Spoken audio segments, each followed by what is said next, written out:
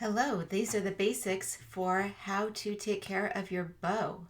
So the first thing we're going to learn is how to take the bow out of the case.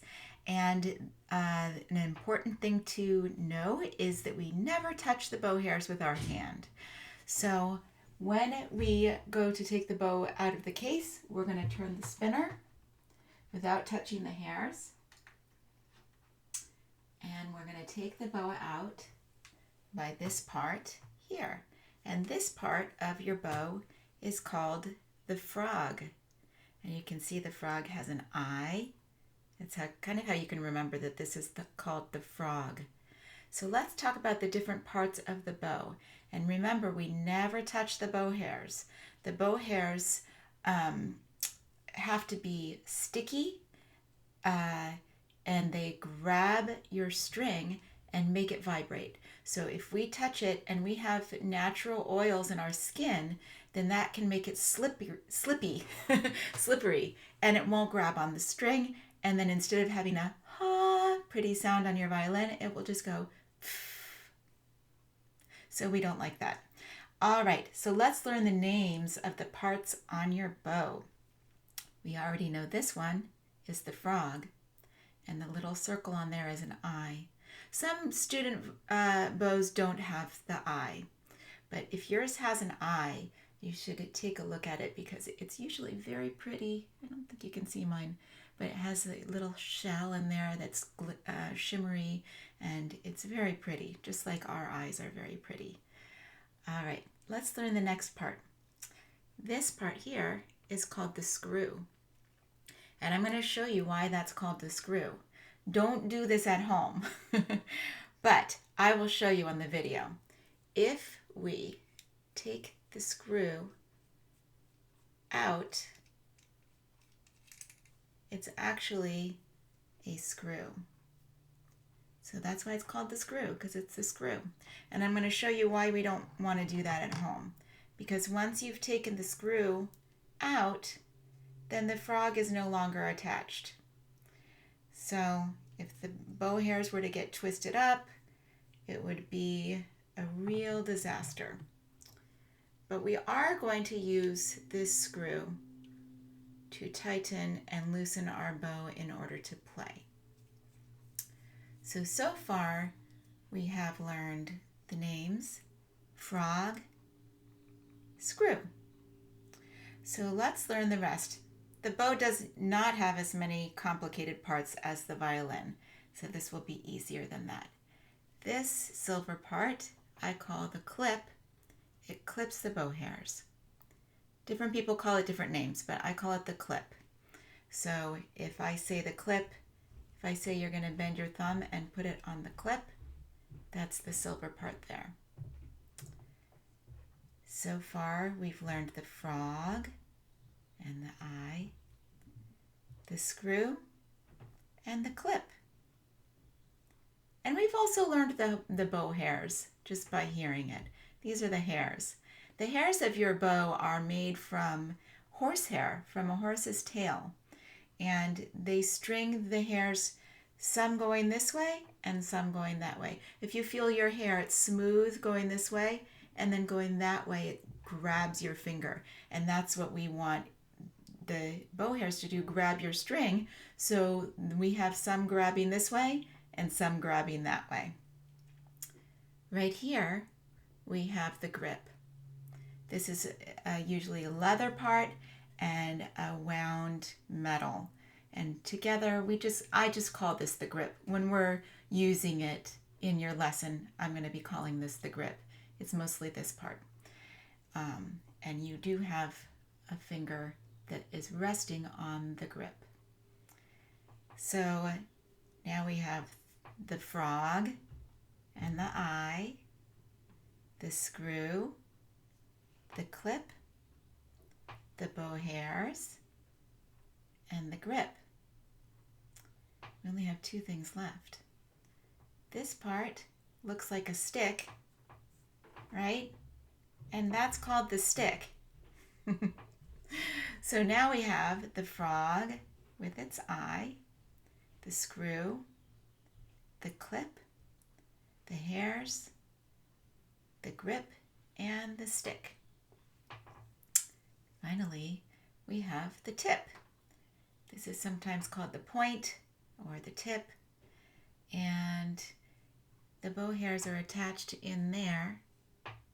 This white part is actually a separate piece that when you take your bow in to get new hairs on it, which you're going to want to do a couple times a year, they will be taking that part out and wedge those hairs in there. So let's go over all of the names of the parts on your bow that I want you to know. The frog. I'm not actually going to ever ask you the eye, but I think that it's pretty easy to remember that that's the eye. So let's just do the frog. The frog, the clip, the screw, grip, stick, hairs, which we don't touch, and the tip. So I just want to talk to you a little bit now about how we take care of our bow. When you take it out, as you saw, I did not touch the hairs. I have not touched the hairs in this whole video, and I won't touch the hairs after this video because I never touch the hairs. If you touch the hairs, it can mess with the sound. If you accidentally touch the hairs once, don't freak out. We will deal with it and we'll get it cleaned up and back to working again. But we want to be practicing not touching the hairs because it will mess up the sound. Okay, once you've taken your bow out to play, we're going to tighten it. So we're going to turn the screw, and if you were to look, don't hold it like I'm holding. I'm just trying to show the camera. If you're to look at the screw, we're going to turn it to the right, and that tightens it. So turning it to the right tightens our bow, and you can remember righty-tighty. And we're going to tighten the bow until the most narrow part, get the best angle here, the most narrow part in the middle here is about as wide as a pencil. So hopefully you can see there's not really any space in there. And that's how tight we want it when we're playing. So then you've played, play. Time to put your bow away after you're done playing. The first thing I'm going to usually do is before I loosen it, I'm going to wipe it off. So we're not going to wipe the hairs, we're just going to wipe the stick. So I would take my cleaning cloth and put it between the stick and the hairs, and there, now I've got it, and I can just wipe off the stick. That's the first thing I would do. Then I'm going to loosen, so getting turned around here. So I'm going to loosen the screw until the stick is as curved as it gets. After a while, it stops getting more curved. And once it is relaxed, as curved as can be, then we're done loosening it. We don't really want the hairs to be falling apart. I'm going to show you if I loosened it too much, you can see that the hairs are saggy and falling down and spreading out. And we don't want that. We just want it.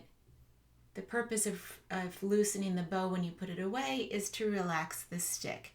Because when the bow maker makes this bow, they're not taking a curved stick off a tree and finding one that's exactly this amount of curve.